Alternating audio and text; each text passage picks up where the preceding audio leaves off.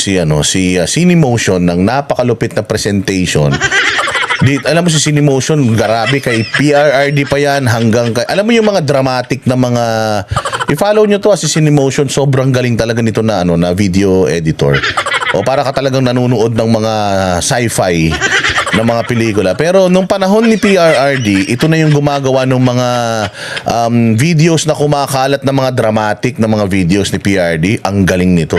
Tapos nung panahon naman ni Isko Moreno, sinuportahan ng Cinemotion ni Banat by Cisco, sila din ang gumagawa ng mga epic na mga dramatic na mga aerial footages, sa mga one day, same day edit ni Isko Moreno noon sa mga sorties niya and rallies. Ito talaga si Cinemotion. Napakagaling nito.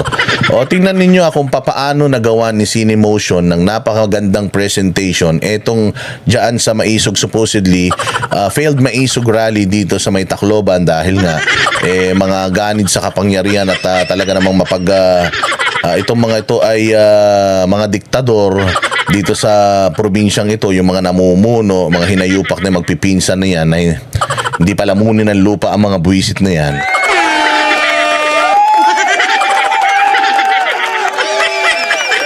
Sana lang walang copyright to. Cinemotion, pag kinopyright mo ako dito, ibabash talaga kita. Pero kaibigan to ni Banat Bay, talagang bilib na bilib si Banat Bay dito kay Cinemotion na to. Talagang mararamdaman mo, matatouch ka dito sa kanyang mga ginagawa mga videos. Again, wala masyadong ganap dito sa Tacloban dahil nga, di ba, hinarang-harangan yung mga yan. Kita nyo naman dyan sa picture, yung napakapangit nilang Freedom Park na parang namamatay na, parang kuko. Ito yung Freedom Park ng Tacloban, yabang-yabang ninyo, pinagdamot nyo pa yan, hindi na makagandahan. Parang wala nang gumagamit. Ginawa ng parking lot ng mga truck, tinan mo yung mga paligid na lupain, wala man lang damo. So ganito kapangit yung mga namamahala rito, yung mga bahay nila ang gaganda, mga rest house nila, mga overlooking sa karagatan. Pero etong mga Freedom Park na para sa tao, hindi nila pinapaganda. Sabi ko nga, kung ang isang lokal merong Freedom Park na maganda, ibig sabihin, mahal niyan ang mga residente niya, mahal niya ang taong bayan. Bakit? Kasi ang Freedom Park na yan, para yan sa taong bayan. Kapag ang probinsya mo, basura yung Freedom Park mo, ibig sabihin, basura yung namamahala sa inyo dyan.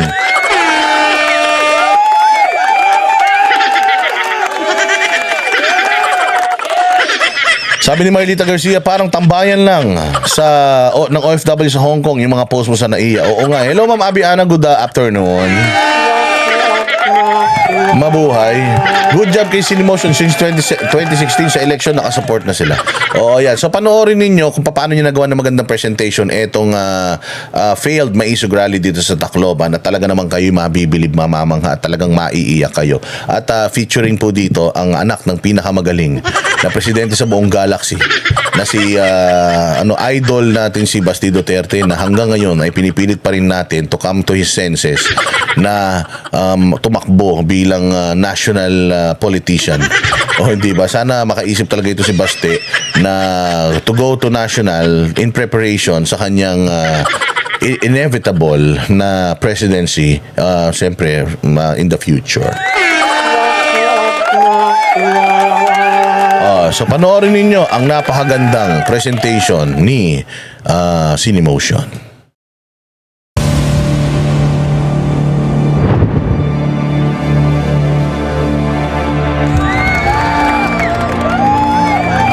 Nangyari na ito doon sa Dumaguete.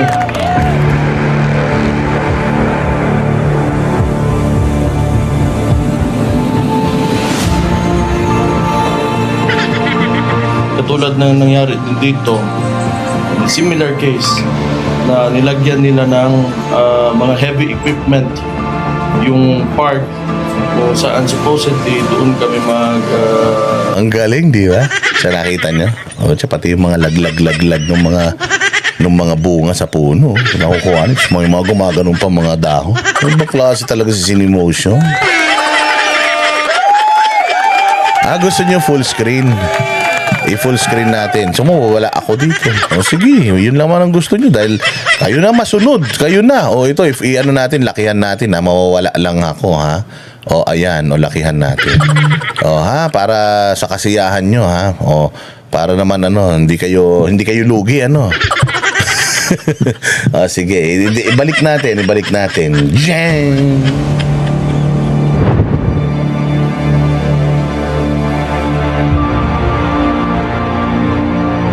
Na nangyari na ito doon sa Dumaguete.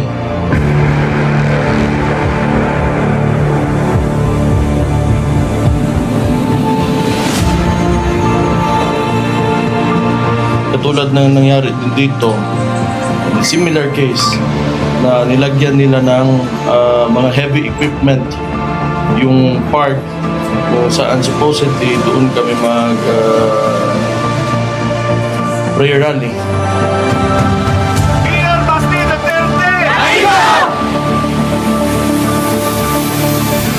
It's not really na may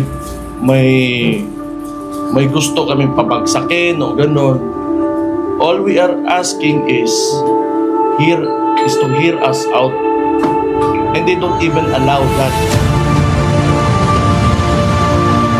I cannot understand why you have to make up stories when you really have all the resources and the position, to really actually give a valid proposition for a debate. Manuro ka lang na wala yung ginawa.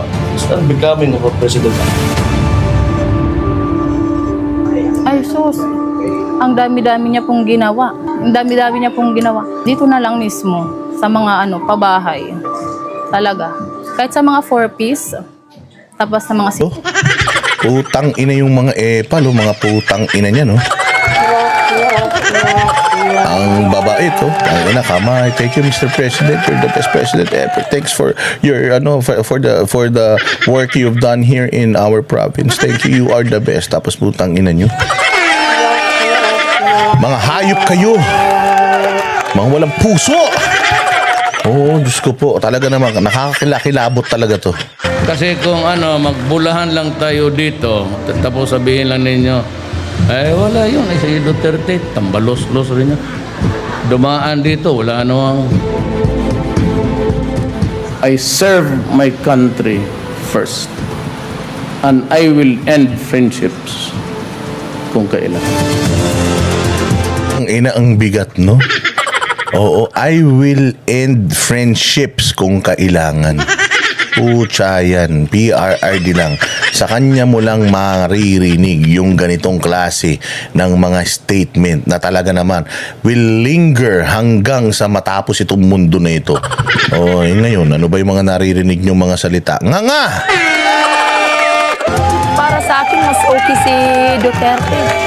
Kasi yung babahay na niya sa amin, binigyan din niya kami ng tubig na. Kung inyong malalaman, Valerie Lynn Gocoban, thank you very much. Buti naman, gumagana pa pala yung pakulay na yan. Kala ko wala na, sira na. Ang dilim-dilim. Buti na lang pinaliwanag mo.